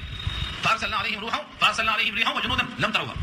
ریحا ہوا اور جنود جندن کی جمع لم تروها, تم جس کو دیکھنے پر قادر نہیں ہو ان سے لڑنے پر قادر کیا ہو سکتے ہو, وہ فرشتوں کی تعداد تھی. نتیجہ یہ ہوا کہ اللہ نے انہی کے دیکھ کے بھگونے انہی پر پلٹ دیے, اور وہی ان کے لیے ذریعہ بن گیا بھاگنے کا. تو اللہ ہر طرح سے بندے کی نصرت کرنے پر قادر ہیں, لہذا دنیاوی اسباب پر نگاہ ممکن نہیں ہوتی. البتہ ترک اسباب کی دعوت نہیں دی گئی ہے, بلکہ حتی المقدور استعداد کو تیار کرنے کی دعوت دی ہے. استعدوا, تیار کرو. واعدوا لهم ما استطعتم من قوه, جتنی قوت ممکن ہو حتی المقدور تم ان کو تیار کرو, یہ حکم دیا. لیکن نصرت الہی ان تمام پر اہم ہے اور مقدم ہے, نگاہ اس طرف ہونا چاہیے. اب یہاں سے خطاب ہے کہ جن کو اجازت دے دی گئی مظلومیت کی بنیاد پر, ان کے اوصاف کیا ہیں؟ اگر یہ قادر ہو گئے, غالب ہو گئے, فتح سے ہمکنار ہو گئے تو یہ کیا کریں گے؟ ان کے اوصاف بتائے گئے. الذين اخرجوا من ديارهم بغير حق الا ان يقولوا ربنا الله. ان کا قصور کیا تھا جو مکے سے نکال کر باہر کر دیے گئے, گھر سے بے گھر کر دیے گئے؟ ان کا قصور کیا تھا؟ صرف ایک قصور تھا کہ انہوں نے ربنا اللہ کہا, بس ہمارا رب اللہ ہے. یہ ایک جرم ہے جس کی بنیاد پر ان کو نکالا گیا, اور مالک کو مالک کہنا, اللہ کو اللہ کہنا, یہ کون سا جرم ہے؟ بتانا یہ ہے کہ ان کا کوئی قصور نہیں تھا, یہ لوگ بے قصور تھے, اس لیے ان کی مظلومیت پر اللہ کی نصرت کا وعدہ کیا گیا. الذين اخرجوا, جو نکالے گئے, اخرجوا فعل ماضی مجهول ہے, نکالے گئے, من دیارہم, دیار دار کی جمع ہے اپنے گھروں سے, بغیر حق, بغیر کسی حق کے. کسی کو کسی کے گھر سے نکال دینا اور کسی کو بے گھر کر دینا ظاہر ہے کہ وہ بغیر حق ہی ہوتا ہے. یہاں اظہار واقعہ ہے, بطور شرط کریں گے بغیر حق, نا حق طریقے سے ان کے گھروں سے ان کو نکالا گیا. اگر کوئی جرم ہو سکتا ہے تو بس یہ الا, مگر یہ کہ ان یقولوا, وہ کہتے رہے ربنا اللہ, ربنا اللہ, ہمارا رب اللہ ہے. ربنا اللہ کہنا ایک جملہ انسان کی زندگی میں تغیر پیدا کرتا ہے. اس صحابی نے پوچھا کہ اللہ کے نبی, اسلام کی تعلیمات بہت ہیں, یہ سب یاد رکھنا مشکل ہے, ایک نسخہ بتائیے جو میرے واسطے کارآمد ہو. فرمایا قل آمنت باللہ ثم استقم, کہا دو میں اللہ پر ایمان لایا, اس کے بعد جم جاؤ اس پر, بس یہ کافی ہے. یہی یہاں مقصود ہے کہ صحابہ نے کہا ربنا اللہ, یہ ہمارا رب ہے اللہ, بس یہ کہنا ہی ان کے لیے انقلاب کا ذریعہ بن گیا. ولولا دفع الله الناس بعضهم ببعض لهدمت صوامع وبيع وصلوات ومساجد يذكر فيها اسم الله كثيرا ولينصرن الله من ينصره ان الله لقوي عزيز. اس آیت میں اللہ تعالیٰ نے جس کام کی اجازت دی ہے اس کے فوائد کو سامنے رکھا ہے, اور جو اس پر اعتراضات ہوتے ہیں ان کو رد کر دیا ہے. دنیا اجازت دینے پر اور قتال کے حکم پر, جہاد کے حکم پر بڑی بدافروختہ ہے, بڑے غصے میں. اس آیت میں اللہ نے اس کی علت بیان کیا ہے, ریزننگ کی ہے کہ اگر فرض کرو یہ نہ ہوتا تو کیا ہوتا. اگر اللہ ایک دوسرے سے ذریعہ بنا کر برائیوں کو دفع نہ کرتے رہتے تو کیا ہوتا. ولولا, اور اگر ولولا, لولا کے معنی اگر ایسا نہ ہوتا تو کیسا ہوتا. ولولا دفع اللہ الناس, اور اگر اللہ دفع نہ کرتے لوگوں کو بعضهم ببعض, بعض کے ذریعے سے بعض کو. جب کسی نے ظلم کیا تو دوسرا اس پر مسلط کیا گیا. جب فرعون نے حد سے آگے بڑھ کر ظالمانہ سلوک کیا تو حضرت موسیٰ کو اللہ نے بھیجا. تو جب کبھی کوئی فرعون پیدا ہوگا تو اس کے واسطے موسیٰ پیدا ہوں گے. یہ اصول بتایا اللہ نے. بخت نصر کو اللہ نے کیوں بھیجا؟ بخت نصر کو اللہ نے اس واسطے بھیجا کہ یہودیوں نے حد سے آگے تک ظلم کرنا شروع کر دیا تھا, تو اللہ نے ان کے ظلم کو ختم کرنے کے لیے ان ظالموں نے حضرت یحییٰ کو, حضرت زکریا کو, سب کو شہید کر ڈالا, تو اللہ نے بخت نصر کو مسلط کر ڈالا. اور اس نے یہ 2 خون کے بدلے 40,000 انسانوں کو, اور اس روایت کے مطابق 75,000 انسانوں کو قتل کیا بخت نصر نے. یہ کیا ہے؟ ظالم کو کچلنے کے لیے, ظالم کی سرکوبی کے لیے اللہ ایسا انتظام کرتے ہیں. ولولا دفع اللہ الناس, اگر اللہ دفع نہ کرتے رہتے لوگوں سے ان میں سے بعض کو بعض کے ذریعے, لہدمت صوامع, تو منہدم کر دیے جاتے تکیے. لہدمت, ہدمت کے معنی منہدم کر دیے جانا, گرا دیے جانا, اور صوامع جمع ہے صومعہ کی. صومعہ کے معنی آتے ہیں عیسائیوں کے وہ معبد کرے جو تاریخ الدنیا ہوا کرتے تھے, تاریخ الدنیا, جن کا دنیا سے کوئی تعلق نہ ہو, ایسے عیسائیوں کو عبادت خانے جو بنا کر دیے جاتے تھے, ان کا نام تھا صومعہ, اس کی جمع ہے صوامع. وہ بیعون, بیعون کیا ہے؟ یہ نصارہ کی عبادت خانے, نصارہ کی بندگی کی جگہ ہیں. وصلوات, اور عیسائیوں کے معبد کرے. یہ دونوں تو معبد کرے ہیں, اور صومعہ جو ہے ہمارے پاس جو اردو میں خانقاہ ہے, درویشیوں کی جگہ, وہ مراد. اور نمبر 4 پہ فرمایا ومساجد, اور مسجدیں, یہ سب گرتی رہتی. یعنی اگر ہم ایک دوسرے کو دفع نہ کرتے رہتے تو پھر یہ سب کے سب باہم دست و غریبہ ہو کر نہ مساجد محفوظ ہوتی, نہ صلوات محفوظ ہوتی, نہ بیع محفوظ ہوتے, نہ تکیے محفوظ ہوتے. یہ سب باہم گرتے رہتے. اور مساجد وہ ہیں یذکر فیہا اسم اللہ, اس میں تذکرہ کیا جاتا ہے, یاد کیا جاتا ہے اللہ کے نام کا. اللہ کے نام کا ظاہر یہ ہے کہ اللہ اس میں ذات ہے, اور ذات کو یاد کرنے کے لیے اس کے مسمى ہی کو یاد کیا جائے گا, وہ ہے اسم اللہ. اللہ کے نام کا چرچا ہوتا ہے کثیرن, بہت زیادہ. یہ کثیرن کس کی صفت ہے؟ یعنی اللہ کا نام مسجدوں میں کثرت سے لیا جاتا ہے. جتنا زیادہ اللہ کا نام لیا جائے گا اتنا زیادہ بندہ عظیم المرتبت ہوگا. کیونکہ ذکر اللہ اکبر, اللہ کی یاد بہت بڑی چیز ہے. جو جب اللہ کو یاد کرتا ہے تو اللہ اس بندے کو یاد کرتے ہیں, اور یہ اللہ کا وعدہ ہے, فاذکرونی اذکرکم, تم مجھے یاد کرو میں تمہیں یاد کروں گا. تو جب بندہ اللہ کو یاد کرتا ہے تو اللہ اس بندے کو یاد کرتے ہیں. اس لیے فرمایا کہ مسجدیں کثرت سے اللہ کی یاد سے آباد ہوتی ہیں. وَلَيَنْصُرَنَّ اللَّهُ مَن يَنْصُرُهُ, اور البتہ ضرور اللہ مدد کرتے ہیں اس کی جو اللہ کی مدد کرتا ہے, یعنی اللہ کے دین کی مدد کرتا ہے. وَلَيَنْصُرَنَّ اللَّهُ مَن يَنْصُرُهُ, جو بھی اللہ کے دین کی مدد کرتا ہے اللہ مدد کرتے ہیں. حضرت عبداللہ ابن عباس کو نبی صلی اللہ علیہ وسلم نے گھوڑے پر بٹھا کر یا غلام کہہ کر مخاطب کیا. لبیک و سعدیک جواب ملا, 1 سے 3 بار سوال اور جواب ہوا. آخر میں آپ نے فرمایا غلام احفظ اللہ تجدہ تجاہک, اللہ کی حفاظت کر یعنی اللہ کے دین کی حفاظت کر, اللہ کو اپنے سامنے پائے گا. تجدہ تجاہک, تجاہک ہمارے سامنے پائے گا. یہ سبق دیا ہے اللہ نے, اللہ کے رسول نے تمام صحابہ کو کہ تم جب دین کی محنت کرو گے تو تم اللہ کو اپنے سامنے پاؤ گے. اس آیت میں اشارہ یہی ہے ان اللہ لقوی عزیز, بے شک اللہ البتہ قوی ہے. اللہ کے بہت سے صفات ناموں میں سے قوی, القوی یوں استعمال کیا یہ بتانے کے لیے جو قوت والا ہے وہ قوت دینے پر قادر ہے, اور عزیز بھی غلبہ ہے, ڈومینیشن ہے, یعنی وہ اللہ جو خود غالب ہے وہ غلبہ دلانے پر قادر ہے. اس لیے اللہ کی مدد کرنے والے ہمیشہ مدد پا کر ہمکنار ہوتے ہیں کامیابی سے. یہ سزمی خاکہ ہوا اس آیت کا. اکثر و بیشتر لوگ سمجھتے ہیں کہ جہاد اچھی چیز نہیں ہے, یہ لوگوں میں ہوا پیش کیا گیا. مکہ کے 13 سال تک مسلمان مظلوم رہے, تب کسی نے یہ نہیں کہا کہ مسلمانوں پر محض ربنا اللہ کہنے کی بنیاد پر ظلم کرنا اچھا نہیں ہے, کسی نے کہا نہیں. مکے کے مسلمان صرف ربنا اللہ کہنے کی بنیاد پر گھر سے بے گھر کر دیے گئے, تب کسی نے کہا نہیں کہ ان کے اوپر ظلم کرنا اچھا نہیں. لیکن جب وہ مکے سے نکل کر مدینے میں آ گئے اور 313 کی قوت بن گئی اور بدر میں آ کر مقابلے میں آ گئے اور 70 سرماؤں کو سیر کر دیا, تو اب لوگ کہتے ہیں کہ جہاد کرنا اچھا نہیں. اگر 313 کا حق اٹھانا اچھا نہیں ہے تو 313 پر 13 سال کا مشقت دینا کیوں اچھا تھا؟ ہم آج یہی سوال کرتے ہیں ساری دنیا کے انسانوں سے جو کہتے ہیں کہ جہاد اچھا نہیں ہے, وہ جہاد کے اسباب کیوں پیدا کرتے ہیں, وہ اتنا ظلم کیوں اٹھاتے ہیں کہ ریشن پیدا ہو جائے. دنیا سمجھتی ہے کہ جہاد انسانیت کے خلاف کوئی عمل ہے, حالانکہ جہاد ہر انسان کرتا ہے. کسی کو پھوڑا ہوا, پھوڑا کٹوانا اور پھوڑا کاٹ کے نکلوانا, یہ جہاد ہے جسم کا فساد ہو رہا. اس زمین کا مالک اللہ ہے, یہ زمین کا مالک اللہ ہے, اس زمین پر اس کا حکم جب نہیں چلے گا تو اللہ تعالیٰ ایسے شریر انسانوں کو دفاع کرنے کے لیے ہی اس جہاد کو جائز قرار دیتے ہیں. آپ کے گھر میں آپ کی بات کرنا چلے, آپ کے شہر میں آپ کی بات نہ چلے, آپ اگر وزیر اعظم ہیں اور آپ کے ملک میں آپ کی بات نہ چلے تو آپ اس کو برداشت نہیں کر سکتے. بالکل یہی ہے کہ اللہ زمین و آسمان میں چاہتے ہیں کہ ان کا حکم چلے, ان کی کتاب کو فالو کیا جائے, اور جب ان کی کتاب فالو نہیں کی جائے گی, ان کا حکم نہیں مانا جائے گا, تو یہ فساد ہے, اس کو دفاع کرنا اللہ کا حق ہے. اور جو بندے اس میں شریک ہوتے ہیں وہ اللہ کے خصوصی منتخبہ بندے ہوتے ہیں, ان کی شان میں اللہ اضافہ کرتے ہیں. جہاد سے اسلام پھیلا یہ لوگوں کا غلط تصور ہے. ہاں, مکے میں 13 سال تک مسلمان پستے رہے, مظلوم ہوتے رہے. ہجرت کے بعد سن 6 ہجری میں غزوہ خندق ہوئی, تب تک مسلمانوں نے صرف دفاع کیا, اقدام نہیں کیا. غزوہ خندق کے بعد حضور نے اعلان کیا کہ اب ہم اقدام کریں گے اور یہ لوگ دفاع کریں گے. غزوہ خندق سن 6 ہجری میں ہوئی اور مکہ 8 میں فتح ہو گیا. صرف 2 سال میں مکہ فتح ہوا اور مسلمانوں کی تعداد بڑھتی گئی, حالانکہ مکہ کے جنگ میں زیادہ لوگ خون آلود نہیں ہوئے تھے. بغیر خون خرابے کے مکہ فتح ہوا ہے. مسلمانوں کی تعداد صلح حدیبیہ سے لے کر مکہ فتح ہونے تک 2 سال میں جتنا بڑھی ہے اتنا کبھی نہیں بڑھی. کیوں؟ کیونکہ لوگوں نے دیکھا کہ ان کے اخلاق کیسے ہیں, ان کے کردار کیسے ہیں, ان کی گفتگو کیسی ہے, یہ کتنے سچے ہیں, کتنے وعدے کے پابند ہیں, کتنا دوسروں کا لحاظ کرنے والے ہیں. اس طرح سے ان کے اندر اسلام کے اخلاق پھیلے. تو جہاد فساد کو دور کرنے کا نام ہے, جہاد اللہ کے قانون کو نافذ کرنے کا نام ہے, جہاد حق والے کو حق دلانے کا نام ہے, اور شرارت کرنے والوں کی شرارتیں روکنے کا نام ہے. آپریشن کرنا ڈاکٹر کا اگر صحیح ہے تو اس زمین پر فساد کرنے والوں کو دفن کرنا بھی صحیح ہے. فساد کرنے والے وہی ہیں جو اللہ کے قانون کو تسلیم نہیں کرتے, کیونکہ اس زمین کا خالق, آسمان کا خالق, سورج کا خالق, چاند کا خالق, ہواؤں کا خالق, وہ چاہتا ہے کہ میرے گھر میں میرا حکم چلا جائے. قرآن کریم کی اس آیت میں صحابہ کرام کی خلافت سے پہلے اللہ نے بتا دیا کہ اگر میرے بندے جو ربنا اللہ کہنے والے ہیں اگر ان کو حکومت دی جائے تو یہ کیا کریں گے. صحابہ کرام نے وہی کیا جو اللہ نے ہم کو بتایا. تو یہ آیت نازل پہلے ہوئی اور صحابہ نے بعد میں اسی آیت کے مطابق خلافت کا استعمال کیا. سیدنا ابوبکر صدیق کے زمانے سے لے کر حضرت علی رضی اللہ تعالیٰ عنہ کے زمانے تک 30 سال کا جو زمانہ گزرا ہے خلافت کا, یہ اسی انداز کا ہے جیسا اس آیت میں اللہ نے پیش کیا ہے. اس آیت کو جب پڑھتے تھے عثمان غنی تو فرمایا کرتے تھے اللہ نے تعریف کر دی ہے عمل سے پہلے, عمل بعد میں ہوگا, تعریف پہلے آ گئی.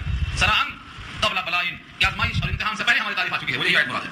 اس میں کیا تعریف کی اللہ نے صحابہ کرام کی شان میں, الذين إن مكناهم في الأرض أقاموا الصلاة وآتوا الزكاة وأمروا بالمعروف ونهوا عن المنكر ولله عاقبة الأمور. یہ آیت نمبر 41 ہے, 41 نمبر کی آیت ہے. اس میں اللہ نے صحابہ کرام کو مثال بنایا اور آئندہ قیامت تک جب کسی کو خلافت مل جائے تو ان کو یہی کام کرنے کا حکم دیا ہے جو اللہ کو پسند آتے ہیں.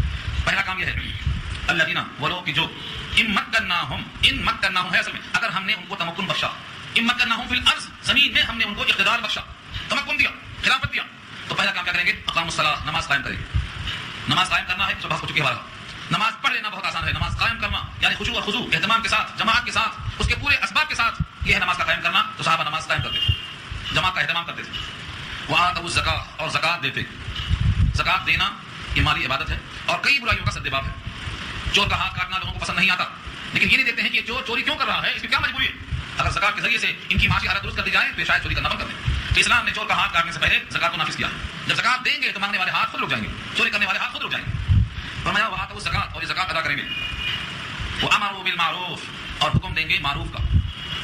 امروا, حکم دیں گے. امر تو فعل ماضی ہے, لیکن ان تمام جملوں میں جتنے بھی ماضی ہیں ان کا تعلق کس سے ہے, ان سے ہے, ان. اور حرف ان اگر ماضی پر آ جائے تو مانا دے گا مستقبل کا, فیوچر کا مانا دے گا. اگر ہم ان کو تمکن کے زمین میں تو نماز قائم کریں گے, اگر ہم ان کو تمکن کے زمین میں تو زکات قائم کریں گے. کریں گے. اگر ہم ان کو تمکن دیں زمین میں تو وہ اچھے کاموں کا حکم کریں گے. یہ وامروا بالمعروف. معروف کی تعریف کیا ہے؟ معروف مفعول ہے، عرف جس کو بتایا جائے اچھا کام، جس کو سب اچھا کہیں وہ اچھا ہے، یہ عام تعریف ہے. لیکن ایسا نہیں ہے. امر بالمعروف جو قرآن میں آیا ہے اور نہیں عن المنکر، سب سے بڑا معروف ہے لا الہ الا اللہ. اللہ کے سوا کوئی معبود نہیں، یہ سب سے بڑا معروف کام ہے. اس سے بہتر کام نہیں ہے. وہ توحید کو پیش کرنا یہ ان کا کام ہوگا. لا الہ الا اللہ یہ توحید ہے، یہ معروف ہے، اسی کو پیش کرنا. اور آگے جو جملہ ہے وَنَهَوْا عَنِ الْمُنْكَرِ، اور وہ روکیں گے منکر سے. منکر وہ کام ہے جس پر نکیر کی گئی، اعتراض کیا گیا، شریعت نے اس کو منع کیا. وہ تمام کام منکر ہیں جب اس کی منکرات آتی ہے. یعنی لا الہ الا اللہ کے بجائے اس میں کسی غیر اللہ کو شریک کرنا یہ منکر کہلاتا ہے. سب سے عمدہ کام امر بالمعروف اور نہیں عن المنکر ہے. جب یہ بندے چھوڑ دیں گے تو پھر گناہ پھیلے گا، برائی پھیلے گی، اصلاح کے راستے بند ہو جائیں گے. سب سے زیادہ اہم کام ہے امر بالمعروف اور نہیں عن المنکر. یہ مومن کا شیوا. ایک حدیث آئی، صحابہ نے پوچھا کہ سب سے زیادہ گناہ گار کس کا قاتل ہے؟ قاتل تو حرام قاتل ہے، لیکن سب سے زیادہ گناہ کس کے قتل کرنے میں ہے؟ فرمایا کہ جو نبی کو قتل کرے، اور جو اس کو قتل کرے جو امر بالمعروف کرتا ہو اور نہیں عن المنکر کرتا ہو. یعنی نبوت کے بعد مقام ہے یہ اچھے کام کا حکم کرنا اور برے کام سے روکنا. ان دونوں کا قتل سب سے زیادہ گناہ گار ہونے والا ہے شخص. اس کا مطلب صاف ہوا کہ یہ سارے کام صحابہ کرام کے پسندیدہ کام تھے اور اللہ نے ان کو تمکن بخشا تو ان سب نے یہی کام کیا.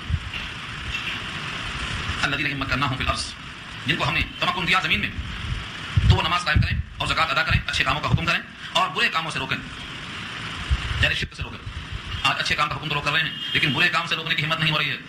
اچھے کام کریں یہ بہت آسان ہے، یعنی امر بالمعروف آسان ہے، لیکن نہیں عن المنکر یہ بہت مشکل والا کام ہے. اس کو آخر میں رکھا اللہ نے. ایک آدمی بت کی پوجا کر رہا ہے، اس بت سے وہ اپنے معبود ہونے کا تعلق مسئلہ قائم کر رہا ہے. آپ معلوم ہے کہ یہ شرک ہے، یہ منکر ہے. اس منکر سے اس کو روکنا ہے، مگر کیسے روکنا؟ ہمارے پاس روکنے کا تصور بھی نہیں دماغ میں لوگوں کے، وہ کرنے دو. بلکہ بہت سے لوگ کہتے ہیں سارے دین اور سارے مذاہب اچھے کاموں کا حکم کرتے ہیں، لہذا سب اچھے ہیں. یہ تصور باطل ہے. کسی بھی مذہب میں سوائے اسلام کے توحید باقی نہیں ہے. جب کسی مذہب میں توحید باقی نہیں ہے تو پھر توحید کے بعد بچتا کیا؟ سب سے زیادہ اہم جز جو ہے ان فردیت کا وہ توحید ہی ہے. توحید ہونا ضروری اور لازم ہے. اب دیکھو فرمایا نبی صلی اللہ علیہ وسلم نے اگر تم نے برائی دیکھا اور منع کرنے کی طاقت نہیں ہے تو کیا کرو؟ تم اپنے آپ کو توڑو، حالات کو توڑو. اگر تم اس برائی کو ہاتھوں سے بدل کی طاقت رکھتے ہو تو بدل دو. طاقت نہیں ہے زبان سے منع کر سکتے ہو تو منع کر دو. یہ بھی ہمت نہیں ہے تو دل میں تو رکھ لو کہ یہ برا کام ہے، جب اس قابل ہوں گا اس کی اصلاح ضرور کروں گا. حدیث پاک کا مضمون ہے من رأى منكم منكرا فليغيره بيده ومن لم يستطع فبلسانه ومن لم يستطع فبقلبه وذلك اضعف الايمان. تم میں سے جو کوئی برائی دیکھے تو چاہیے کہ اس برائی کو اپنے ہاتھوں سے بدل دے، بند کر دے. نہیں فرمایا فليغيره، چینج کر دے اس کو، یعنی برائی کو اچھائی کے رنگ میں پیش کر دے، صحیح ڈھنگ سے اس کی اصلاح کر دے. ایک آدمی گانا گاتا ہے، گانے میں اس کا سر چلتا ہے، اس کو آپ گانا مت گاؤ بولیں گے تو قبض ہو جائے گا. اس کو بولو گانے سے اچھی کتاب آئی ہے، یہاں دکھاؤ جوہر، آؤ قرآن پڑھیں گے. ایک رکوع سناؤ اور اسے سننے کی کوشش کرو. اگر اس کا وہ سر، اس کی وہ لے یہاں آ گئی تو اس کی آواز سے اس قرآن کریم کے ذریعے سے بہتوں کی اصلاح ہو جائے گی. یہ ہے تغیر کرنا، یہ ہے چینج کرنا، بند کرنے کا حکم نہیں دیا. فلیغیرہ بیدہ ومن لم یستطع، اگر طاقت نہیں ہے ایسا کرنے کی فبلسانہ، تو زبان سے اصلاح کرے. اتنا بھی کمزور ہے کہ زبان سے بولنے کے موقف میں نہیں ہے فبقلبہ، تو دل سے. تو دل سے کیسے کرے گا اصلاح؟ دل میں رکھ لے گا، دل میں کڑن ہو، دل میں اللہ کی طرف متوجہ ہونے کا جذبہ ہو کہ جب کبھی موقع آئے گا تو اصلاح کریں گے. آقا فرماتے ہیں وذالک اضعف الایمان، اور یہ ایمان کا سب سے کمزور ترین درجہ ہے، اس کے بعد ایمان کا ذرہ باقی نہیں ہے. تو یہ درجہ ہمیں ہونا چاہیے. یہاں وہی مراد ہے کہ برائیوں سے روکتے ہیں، اچھائیوں کا حکم کرتے ہیں. لیکن یہ بتاؤ اگر کسی کو یہ پتہ ہی نہ ہو کہ اچھائی کیا ہے اور برائی کیا ہے، جو برائی کو اچھائی سمجھتا ہو، اچھائی کو برائی سمجھتا ہو، بھلا وہ کیسے اصلاح کر سکتا ہے؟ آج مسلم معاشرے کا یہ حال ہو گیا ہے کہ وہ برائی کو اچھائی سمجھتے ہیں، اچھائی کو برائی سمجھتے ہیں، اپنے آنے کے مقصد سے واقف نہیں ہے. دنیا میں بہت سے انسان ہیں جن کو یہ پتہ نہیں کہ کون سا عمل اچھا ہے اور کون سا اچھا برا ہے. برائی اچھائی کا معیار ان کے نفاق ہو گئی. اللہ نے خود کہا ہے ہو سکتا ہے کسی کام کو تم اچھا سمجھتے ہو تمہارے حق میں برا ہو، اور تم کسی کام کو برا سمجھتے ہو تمہارے حق میں وہ اچھا ہو. عسیٰ ان تکرہوا شیئا وہو خیر لکم وعسیٰ ان تحبوا شیئا وہو شر لکم. اس لیے تمہاری اچھائی برائی کا ترازو اور معیار کتاب اللہ ہے، یہاں رکھ کر دیکھو. اس میں جو کام کرنے کا حکم ہے وہ کرو، جسے روکا گیا ہے اس سے رکو. ہماری ترازو ہے. آج مسلمان کتاب اللہ کے مسائل سے اتنا نابلد ہے کہ اس کی ترازو کتاب اللہ ہے ہی نہیں. وہ اپنی فہم کے مطابق کرتا ہے، جو کرتا ہوا دیکھتا ہے وہ کرتا ہے. آخر میں فرمایا اس آیت کے ٹکڑے میں وَلِلَّهِ عَاقِبَةُ الْأُمُورِ، اور اللہ ہی کے لیے ہیں سارے انجام، سارے عوامل کے انجام. امور امر کی جمع ہے، اور امر کے معنی حکم، امر کے معنی معاملہ اور میٹر. جتنے بھی کام ہیں سب کا انجام اللہ کی طرف جائے گا. اچھے کام کا اچھا انجام، برے کام کا برا انجام. وَلِلَّهِ عَاقِبَةُ الْأُمُورِ. یہ پیغام دے دیا، کفار قریش کو پیغام پہنچا دیا. اور ساتھ ساتھ یہ بھی کہا دیا کہ اگر کفار قریش اور مدینے کے یہودی آپ کی تکذیب کرتے ہیں تو اس جھٹلانے پر آپ غمزدہ نہ ہو، کیونکہ اس سے پہلے بہت سی قوموں نے نبیوں کو جھٹلایا، ان کا انجام آپ کے سامنے موجود ہے. اس لیے آپ کو فکر کرنے کی ضرورت نہیں ہے. ان قوموں کے نام بتائیں. دیکھیے لفظ وَإِن يُكَذِّبُوكَ، اور اگر وہ لوگ آپ کی تکذیب کرتے ہیں فقد كذبت قبلهم قوم نوح، تو تاکہ جھٹلایا ان سے پہلے ان کی قوم نوح نے، یعنی قوم نوح نے نوح کو جھٹلایا ہے. ان کا انجام پڑھ لو. وعاد، اور ان سے پہلے عاد نے جھٹلایا ہے. وَإِلَىٰ عَادٍ أَخَاهُمْ هُودًا، حضرت ہود کو جھٹلایا ہے قوم عاد نے. ان کا انجام پڑھ لو.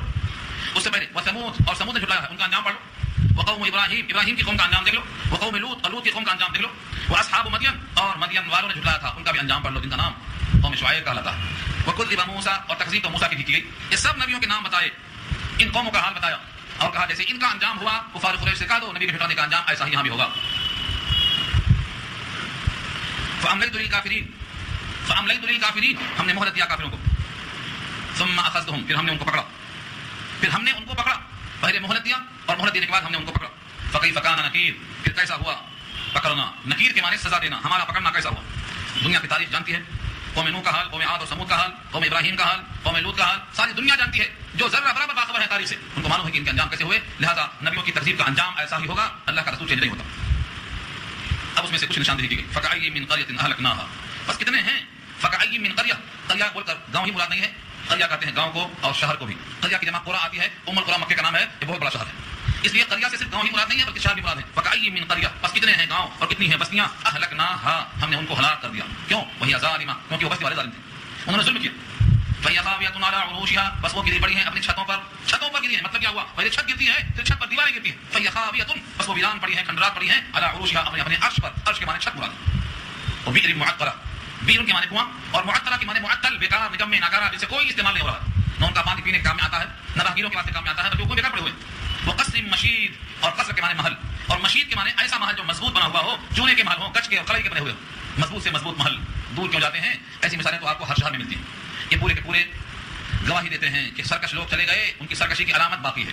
یہ جو کنویں پڑے ہیں، یہ محلات پڑے ہیں، یہ کھنڈرات پڑے ہیں، یہ بتاتے ہیں کہ دنیا میں کسی کو دوام اور قرار نہیں ہے. یہاں سے جاوید کی کسی کو میسر نہیں مل سکتی، ان کو چھوڑ کر یہاں سے جانا. اب یہاں سے ان لوگوں کو خطاب کیا ہے جو مکے والوں میں سے سفر کو جاتے ہیں، کچھ ملک شام کی طرف، کچھ ملک یمن کی طرف. اگر وہ نہیں گئے ہیں تو ان کو دعوت دی جاتی ہے سفر کرو. سفر کرنے کے لیے مقصد طے کرو، اگر عبرت کے لیے، آنکھیں کھولنے کے لیے، دوسروں کے حالات سے باخبر ہونے کے لیے، یعنی جیسے کہتے ہیں اگلا گرا اور پچھلا ہوشیار ہونے کے لیے سفر کرنا ہے تو ضرور کرو. اللہ فرماتے ہیں افلم یسیروا فی الارض کیا پس نہیں چلے پھرے وہ لوگ زمین میں. یہ لوگ چلے پھرے نہیں ملکوں میں. کیوں کہا ایسا؟ چلتے پھرتے نظر آتا کنواں پڑا ہوا ہے بستی میں، محل پڑا ہوا ہے اور ایک کھنڈرات پڑے ہوئے ہیں. دیکھ کیوں کو اندازہ ہوتا، آنکھیں کھلتی. افلم یسیروا فی الارض کیا پس نہیں چلے پھرے وہ زمین میں. فتکون لهم قلوب کہ ہوتا ان کے لیے دل. قلوب جمع ہے قلب کی، کہ ان کے لیے قلب ہوتے. یعقلون بها جس سے وہ تعقل کرتے. تعقل کے معنی دل سے ان تمام چیزوں کے حالات پر نگاہ ڈالتے اور سوچتے. او آذان یسمعون بها آذان جمع ہے اذن کے معنی کان. یسمعون بها جس سے یہ سنتے، یعنی حالات کو دیکھ کر سنتے، لوگوں سے پوچھ کر سنتے. فإنها لا تعمل الأبصار ولكن تعمل القلوب التي في الصدور بس بے شک شان یہ ہے کہ آنکھیں اندھی نہیں ہوتی، دل اندھے ہوتے. فإنها بس بے شک شان یہ ہے لا تعمل الأبصار، ابصار بصر کی جمع ہے، نگاہیں اندھی نہیں ہوتی، بلکہ تعمل القلوب وہ دل اندھے ہوتے ہیں، التي في الصدور جو سینوں میں ہوتے ہیں. صدور صدر کی جمع. یہ انسان صرف آنکھوں سے دیکھنے کا عادی ہے، دل سے دیکھنے کا عادی ہے ہی نہیں. دل سے دیکھے گا تو بصیرت کہلائے اور آنکھ سے دیکھے تو بصارت کہلائے. بصارت چلی گئی تو روتا پھرتا ہے کہ آنکھ کھلوانا ہے، روشنی چلی گئی. لیکن بصیرت چلی گئی ہے تو کسی اہل دل کے پاس نہیں جاتا کہ ہمیں دل اندھا ہو گیا ہے. دل بھی آنکھیں رکھتا ہے، دل سے نظر آنا چاہیے. یہ کھنڈرات، یہ کنویں، یہ محلات، یہ ہلاک شدہ بستیاں، ان کو دیکھ کر دل رنجیدہ ہو جائے اور ان کے حوال سے باخبر ہو کر اپنی فکر میں آ جائے. یہ ہے دل کی آنکھیں. دل کی آنکھیں. قرآن کریم نے جگہ جگہ فکر آخرت پر کلام کیا ہے، جگہ جگہ. اور یہ کہا ہے کہ زمین پر کتنے لوگ تھے، کتنے انبیاء تھے، کتنے اولیاء تھے، کتنے بزرگ تھے اور کتنے اہل علم تھے اور کیسے کیسے بادشاہ تھے، سب چلے گئے. کیا تم کو یہی رہنا ہے؟ تم دنیا پر راضی ہو؟ تمہیں بھی یہاں سے گزرنا ہے. تو حقیقت یہ ہے کہ دل اندھے ہوتے ہیں، اس واسطے دل کی آنکھیں نہیں کھلتی. فإنها لا تعمل الأبصار ولكن تعمل القلوب التي في الصدور بے شک اندھی نہیں ہوتی ہیں آنکھیں، لیکن اندھے ہوتے ہیں وہ دل جو سینوں میں ہوتے ہیں. کفار قریش کہا کرتے تھے ٹھیک ہے عذاب آئے گا تو کب آئے گا؟ جلدی مچاتے تھے عذاب کے مانگنے میں. یہ ایسا ہوتا ہے جب کسی کو یقین نہیں آتا عذاب پر ویسا کرتا ہے. ٹھیک ہے تمہیں عذاب لانے کی طاقت ہے تو عذاب لے آؤ. قوم نے کہا تھا حضرت نوح سے کب آئے گا پانی، کہاں سے دے گی یہ کشتی؟ جب پانی آیا تو سب غرق ہونے لگے. اصل میں آیا کہ پانی کیسے آیا، کہاں سے آیا؟ تو جب تک پانی نہیں تھا کشتی کا مذاق ہوتا تھا. بس یہی حال ان کا بھی ہے. جتنے بھی عذاب مانگنے والے ہیں جب تک عذاب نہیں آتا عذاب کی جلدی مچاتے ہیں، جب آ جاتا ہے تو پھر کوئی حل نکلتا نہیں ہے. وَيَسْتَعْجِلُونَكَ بِالْعَذَابِ عذاب میں تعجیل کرتے ہیں، وہ آپ سے عذاب کا تقاضا کرتے ہیں. کیوں؟ اصل میں ان کو نبوت میں شبہ ہے، نبی کے نبی ہونے میں شبہ ہے. اس واسطے کہتے ہیں اگر آپ نبی ہیں تو عذاب لے کے آؤ، عذاب لے آؤ، ہم تو منکر ہو چکے ہیں. تم جو کچھ پیش کرتے ہو ہم اس کا انکار کرتے ہیں. تو اصل میں عذاب مقصود نہیں ہے بلکہ عذاب مانگ کر نبوت کا انکار، اس کا استہزاء مقصود ہے. وَيَسْتَعْجِلُونَكَ بِالْعَذَابِ نبوت میں شبہ نکالنے کے لیے یہ لوگ عذاب کا تقاضا کرتے ہیں. وَلَن يُخْلِفَ اللَّهُ وَعْدَهُ اور ہرگز اللہ اپنے وعدے کی خلاف ورزی نہیں کرے گا. جتنے عذاب کا وعدہ ہے، جن اعمال پر عذاب کا وعدہ ہے، اللہ اپنے وعدے کی خلاف ورزی نہیں کریں گے بلکہ ان پر عذاب آ کے رہے گا. یہ عذاب کب آئے گا؟ فرمایا وَإِنَّ يَوْمًا عِندَ رَبِّكَ كَأَلْفِ سَنَةٍ مِّمَّا تَعُدُّونَ اور بے شک ایک دن آپ کے رب کے نزدیک 1000 سال کے برابر ہے ان دنوں میں سے جن کو تم گنتے ہو. وَإِنَّ يَوْمًا اور بے شک ایک دن عند ربک آپ کے رب کے نزدیک كألف سنہ 1 سال کے برابر ہے، زمانے کے امتداد کے لحاظ سے یا زمانے کی سختی کے لحاظ سے، شدت کے لحاظ سے، مما تعدون جن کو تم شمار کرتے ہو. 24 گھنٹے کا ایک دن ہوتا تمہارے پاس، ایک دن اور رات، اللہ تعالیٰ کے پاس یہی دن تمہارے پاس شمار ہو کر جاتا ہے، تو 1000 سال کا ایک دن ہوگا. کیوں اتنا طویل ہوگا؟ شدت کی بنا. کسی کے پاؤں اپنی جگہ سے نہیں ہٹیں گے. سارے محشر کے میدان میں انسانوں کے قدم رکھنے کی جگہ ہوگی، بس اپنے قدم سے زیادہ جگہ نہیں ملے گی. اور اس شدت ہولناکی کی وجہ سے انسان کے لیے زمانہ بہت طویل دکھائی دے گا. اب اس میں بہت سے اقوال ہیں کہ وہ دن واقعی بڑا ہوگا یا وہ دن خوف کی وجہ سے، ہول کی وجہ سے، شدت قبر کی وجہ سے لمبا دکھائی دے گا. دونوں شکلیں. وَكَأَيِّن مِّن قَرْيَةٍ أَمْلَيْتُ لَهَا وَهِيَ ظَالِمَةٌ ثُمَّ أَخَذْتُهَا وَإِلَيَّ الْمَصِيرُ. اور کتنے ہی قریاں ہیں، کتنی ہی بستیاں ہیں أَمْلَيْتُ لَهَا، جن کو میں نے ڈھیل دیا، خوب ڈھیل دیا، خوب مہلت دیا. وَهِيَ ظَالِمَةٌ، حالانکہ وہ تھی ظالمہ، ظلم کرنے والی. ظالم کے ظلم کا ارادہ کیا تھا کہ عذاب فوراً آ جائے، لیکن ہم نے ان کو مہلت دیا. اور اس مہلت کو، ظلم کے باوجود جو مہلت دی گئی، تو وہ سمجھتے ہیں کہ ہم سے ظلم ہوا ہی نہیں اور ہم تو بڑے تہتے اور لاڈلے. ثم أخذتها، پھر ہم نے ان کو پکڑا جب ان کی حد اپنے آپ کو پہنچ گئی. وإلي المصير، اور میری ہی طرف ان تمام کو لوٹنا ہے، سب کو میرے ہی پاس لوٹنا ہے. دنیا کے سارے انسان کے لیے ایک ہی راستہ ہے کہ وہ سب کے سب اللہ کی طرف پہنچیں گے. یہ واقعہ سنا کر نبی صلی اللہ علیہ وسلم سے خطاب ہے کہ آپ کو فارغ قریش سے کہہ دیجئے کہ جس طرح سے یہ تمام کے تمام نذیر اور بشیر دنیا میں تشریف لائے، تمہارے سامنے میں بھی اللہ کا پیغام پہنچا رہا ہوں. اور تم نے اگر یہ پیغام تسلیم کر لیا تو تمہارے واسطے مغفرت ہے، اور انکار کر دیا تو المناک عذاب ہے. دو شکلیں. قل، اے نبی آپ کہہ دیجئے، یہ امر کا صیغہ ہے، اللہ نے نبی سے کہلوایا. قل یا ایھا الناس، اے لوگوں، انما، اس کے سوا اور کچھ نہیں، انما کلمہ حصر ہے، انا لکم، میں ہوں تمہارے لیے، نذیر مبین، کھلا ہوا ڈر سنانے والا، ایک آشکارا ڈرانے والا، کھول کھول کر واضح پیغام دینے والا ہوں. والذین آمنوا وعملوا الصالحات، جو لوگ ایمان لائے اور عمل صالح کیے، لہم مغفرۃ، ان کے لیے مغفرت ہے، ورزق کریم، اور عزت کی روزی ہے.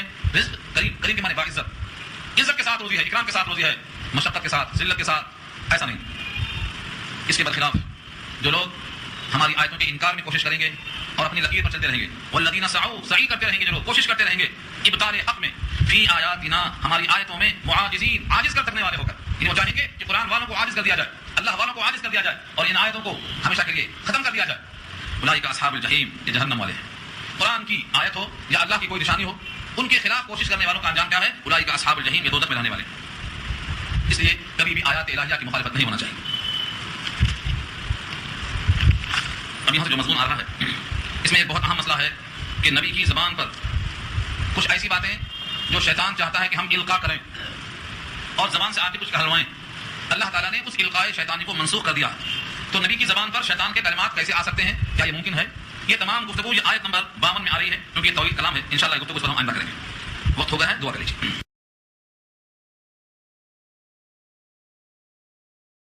سورہ حج آیت نمبر 52 کرتے ہیں. اس کی وجہ یہ ہے کہ شیطان القاء کرتا ہے. القاء کا مطلب یہ ہوتا ہے اپنی بات بھی ڈالتا ہے، کبھی سننے والے کے دل میں ڈالتا ہے، کبھی سنانے والے کی زبان پہ ڈالتا ہے، کبھی سننے والوں کی طبیعت میں اشکال پیدا کر دیتا ہے اور کبھی بولنے والوں کی زبان میں، ان کی آواز میں آواز ملاتا ہے. یہ دونوں امکان ہے، اسی آیت سے نکلتا ہے، اسی آیت کا مضمون ہے. اس پر ایک بہت طویل حدیث ہے جس کا نام ہے الغرانیق، لیکن وہ حدیث محدثین کی ترازو میں صحیح نہیں اترتی، اسی لیے اس حدیث پر اس آیت کی تشریح موقوف نہیں ہے، کیونکہ جب وہ صحیح ہی نہیں ہے تو اس پر آیت کی وضاحت کرنا اور موقوف سمجھنا صحیح نہیں. اس لیے ہم اس حدیث کو یہاں بیان نہیں کریں گے جس کا نام حدیث الغرانیق. وہ سورہ نجم میں آ چکی ہے، لیکن اس آیت کے لفظوں کو آپ سمجھ لیں. ہم کوشش کریں گے کہ آپ کو دونوں انداز سے بات سمجھ میں آ جائے کہ شیطان کتنی کوشش کرتا ہے.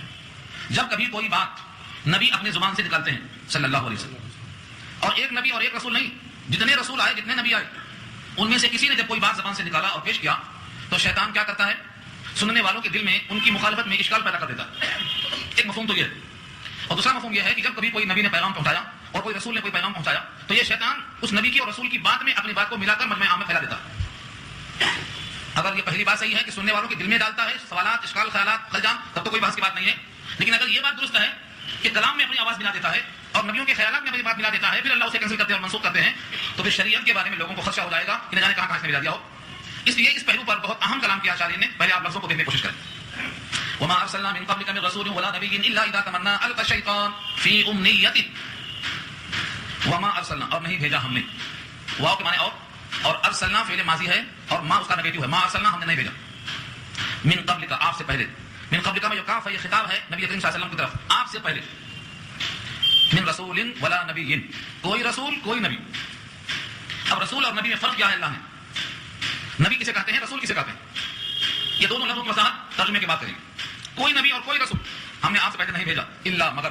اذا تمنا، تمنا کے معنی لغت کے اعتبار سے تمنا کے معنی آتے ہیں خواہش کرنا، خیال باندھنا، تصور میں کوئی بات، کوئی مضمون جمع کر پیش کرنے کی ترتیب دینا. اور تمنا کے ایک معنی آتے ہیں قراءت کرنا کے بھی. تو الا اذا تمنا کے معنی مگر جب پڑھا، تمنا کے معنی پڑھا، قراءت کیا. القى الشیطان، تو ڈال دیا شیطان نے. فی امنیتہ ان کے قلوب میں، فی امنیتہ ان کے قلوب میں، یہ امنیت واحد نہیں ہے جمع، اس کا واحد کیا ہے؟ امنیت کے معنی آرزو کیا ہوتے ہیں؟ تو جب شیطان نے القاء کر دیا ہے ان کے قلوب میں، اگر کہا جائے کفار کے قلوب میں شیطان نے القاء کر دیا ہے تو مطلب صاف ہے کہ جب نبی نے اور رسول نے کوئی بات پیش کیا تو اس کے متعلق کفار کے دل میں خیالات پیدا ہو گئے، بالکل واضح پیدا. اور اگر یہ مفہوم ہے اور نہیں بھیجا ہم نے آپ سے پہلے کوئی رسول اور کوئی نبی مگر جب القاء کیا اور احکام پڑھا تو شیطان نے ڈال دیا ان کے قراءت میں اپنے خیالات کو. اب وہ کیسے ڈال سکتا ہے؟ اس میں کتنی قدرت ہے؟ کیا شیطان میں اتنی قدرت ہے کہ ادھر زبان رسالت سے کوئی بات مجمع عام میں پھیل رہی ہو اور یہ بھی اپنی بات پھیلا دے؟ اب یہاں دو لفظ کی تشریح پہلے کر دوں میں، ایک تو نبی اور ایک رسول کی. نبی نبا سے بنا ہے، نبا یا نو کے معنی آتے ہیں خبر دینا، نبی اس میں فاعل ہے خبر دینے والا. اب شریعت کی اصطلاح میں نبی کہتے ہیں جس کو اللہ نے نبوت کے مقام پر فائز کیا، یعنی جس نے اللہ کا پیغام اللہ سے لیا اور بندوں کو پہنچایا. اس سے قطعی نظر کہ ان کو نئی کتاب ملی یا نہیں ملی، جیسے حضرت ہارون نبی ہیں لیکن کوئی کتاب نبی کو نہیں ملی، وہ حضرت موسیٰ پر جو کتاب نازل ہوئی تورات اسی کے فالوورز اسی کو پہنچاتے رہے. اور رسول کہتے ہیں جس کو نئی کتاب نئی شریعت دی گئی ہو وہ نئی شریعت کا پابند ہو. اس طرح سے حضرت موسیٰ علیہ السلام، سید الانبیاء، یہ سب رسول ہیں. یہاں سے بات معلوم ہوئی کہ رسول خاص ہے، نبی عام ہے. ہر رسول نبی بھی ہوتا لیکن ہر نبی رسول نہیں ہوتا، لازم نہیں ہے. کبھی ایسا ہوتا ہے کہ رسول بھی ہوتا ہے نبی بھی ہوتا، کبھی ہو سکتا ہے کہ وہ رسول ہو اور نبی ہو لیکن نبی کا رسول ہونا لازم نہیں ہے. گویا ان میں نسبت ہے عام خاص مطلق کی. جیسے ہم کہیں کہ ہر کوا کالا ہوتا ہے لیکن ہر کالی چیز کوا نہیں ہوتی، ہر کوا کالا ہوتا ہے لیکن ہر کالی چیز کوا نہیں ہوتی. اس کے درمیان نسبت کیا ہے؟ عام خاص. ہر رسول نبی ہوتا ہے لیکن ہر نبی رسول نہیں ہوتا، کیونکہ ہر رسول صاحب کتاب ہوتا، صاحب شریعت ہوتا، لیکن نبی اللہ کا پیغام پہنچاتے ہیں. تو جب کبھی کسی رسول نے اور کسی نبی نے اللہ کا کلام پہنچایا تو شیطان نے القاء کیا. القاء مخاطب کے دل میں کیا یا القاء نبی اور رسول کے الفاظ کے ساتھ ملا کر دیا؟ اگلے ٹکڑے سے یہ بات معلوم ہوتی ہے کہ نبی کے الفاظ کے ساتھ ملایا. اگلا ٹکڑا کون سا ہے؟ فینسخ اللہ ما یلقی الشیطان، اللہ منسوخ کر دیتا ہے وہ جو القاء کرتا ہے شیطان. شیطان نے جتنا القاء کر دیا ہے اتنا اللہ منسوخ کر دیتے ہیں. اب اگر مخاطب کے دل میں اشکال ڈال دیا ہے یہ القاء شیطانی ہے تو جب نبی اس کا جواب دے کے وضاحت کر دیتے ہیں، دلائل پیش کر دیتے ہیں تو وہ القاء شیطانی ختم ہو جاتا ہے. اور اگر نبی کی زبان سے الفاظ نکلتے ہیں اور شیطان ساتھ میں ملانا چاہتا ہے تو شیطان کے ملائے ہوئے الفاظ کو اللہ واضح کر کے منسوخ اور کینسل کر دیتے ہیں. اور منسوخ کرنے کی دو شکلیں ہیں کہ سب کے ذہن سے فراموش کر دیتے ہیں، سب کے ذہن سے فراموش کر دیتے ہیں. اور قرآن کریم میں یہ پیچھے بحث آ چکی ہے کہ نسخ قرآن ثابت ہے. ننسخ کے معنی ہم نسخ کر دیتے ہیں. اور نسخ کرنے کی دو شکلیں ہیں. ایک شکل تو یہ ہے کہ دوسری آیت لے جاتے ہیں، پہلی آیت کینسل ہو جاتی ہوتے ہوئے بھی. قرآن کریم میں 5 آیتیں ایسی ہیں جس پر امت کا اجماع ہے کہ یہ منسوخ ہے اور کینسل ہے. آج بھی پڑھی جاتی ہیں، تلاوت کی جاتی ہیں مگر ان کا حکم کینسل ہے. ہندوستان کے مشہور عالم شاہ ولی اللہ دہلوی رحمۃ اللہ علیہ کی کتاب الفوز الکبیر جو تفسیر کے فن میں اصول تفسیر پر مانی ہوئی کتاب ہے، وہ 20 آیتوں کا انتخاب کرتے ہیں لیکن کم سے کم کرے تب بھی 5 آیتوں پر امت کا اجماع ہے. آیتیں ہیں، احکام منسوخ ہیں. اور یہ شکل یہ ہے کہ سارے ذہنوں سے فراموش کر دیں. اور قرآن کریم نے یہ چیلنج کیا ہے اگر ہم چاہیں تو جو تم کو ہم دے چکے ہیں وہ بھی ہم چھین سکتے ہیں، ذہنوں سے نکال لے سکتے ہیں. ولو شئنا، اگر ہم چاہیں، اللہ فرماتے ہیں اگر ہم چاہیں لرفعناہ بہا، تو ہم اس کو اٹھا لیں، نکال لیں. تو رفع کے معنی آتے ہیں ذہن سے نکال لینا. قرآن کریم کے اندر الفاظ دو طرح سے ہوئے. ایک سورہ نجم کی آیت میں یہ واقعہ اس طرح ہے کہ جب نبی صلی اللہ علیہ وسلم نے سورہ والنجم کی تلاوت کیا تو اس تلاوت کے ٹیون میں شیطان نے کچھ بتوں کی تعریف کے الفاظ ملا دیے اور کہا تلک الغرانیق العلا وان شفاعتهن لترتجى، کہ جو بت ہیں ان کی بھی بڑے مراتب ہیں اور ان کی بھی سفارش قابل قبول ہے. یہ شیطان کے الفاظ تھے، بعد میں ان کو اللہ نے کینسل کر دیا. مگر میں نے پہلے عرض کر دیا ہے کہ اس حدیث کو محدثین سند کے اعتبار سے کمزور مانتے ہیں، اس لیے وہ اس آیت کی تفسیر کرنے کے واسطے اس کا پیش کرنا ضروری نہیں ہے. بس اتنا یہ ہے کہ ہر دفعہ شیطان کوشش کرتا ہے کیونکہ جہاں سے کلام اللہ لیا جاتا ہے وہاں تک کسی کے ہاتھ نہیں پہنچتے. اگر وہاں شیاطین جاتے ہیں تو شہاب صاحب سے مارے جاتے ہیں، اور دائیں اور بائیں لانے والے فرشتے کے ساتھ ہزاروں فرشتے ہوتے ہیں تو راستے میں دخل نہیں دے سکتے. پھر جہاں نازل کیا گیا ہے وہ قلب مصطفیٰ ہے، وہ بالکل محفوظ ہے، وہاں دخل نہیں دے سکتے. پھر جس زبان سے نکلتا ہے وہ زبان صادق الامین ہے، وہاں کسی قسم سے گنجائش نہیں پیدا ہو سکتی ہے. پھر وہاں سے نکل کر کروڑوں انسانوں نے اپنے سینوں کے اندر محفوظ کر لیا ہے، 1 2 کو 4 کو 6 کو مار کے ختم کریں گے، 2 4 نسخے میں تبدیلی پیدا کریں گے، ان کے بس کی تبدیلی ہے نہیں. لیکن اس کے باوجود ان کی خواہش یہ دیکھو کہ ہمیشہ ملاوٹ کی کوشش کرتے ہیں، لیکن قیامت تک کے واسطے اللہ کا وعدہ ہے کہ ملا نہیں سکیں گے. ہم اس کے محافظ ہیں، اس میں ایک لفظ کا تغیر کرنے پر قادر نہیں. نحن نزلنا الذکر وانا له لحافظون، ہم اس کے محافظ ہیں، یہ کچھ نہیں کر سکیں گے. لیکن یہ دیکھو کہ شیطان کتنی طاقت اور کتنے مکر و فریب سے کوشش کر رہا ہے کہ یہ قرآن کریم میں تحریف کر دے، کتنی کوشش کر رہا ہے. اس لیے اس آیت کے بارے میں محتاط انداز سے آپ کو سوچنے کی ضرورت ہے. وما ارسلنا من قبلک، اور نہیں بھیجا ہم نے آپ سے پہلے، من رسول کوئی رسول، ولا نبی اور کوئی نبی ایسا، الا اذا تمنا، مگر جب اس نے احکام کے بارے میں کچھ پڑھا، القى الشیطان، تو شیطان نے القاء کر دیا ان کے پڑھنے میں، فی امنیتہ، اس کے پڑھنے میں. کہاں القاء کیا؟ کفار قریش کے دل میں، تو وہ خلجان میں پڑ گئے اور اسلام سے ہٹ گئے. اور اگر القاء کر دیا ہے نبی کے الفاظ میں تو اللہ نے اس شیطان کے القاء کو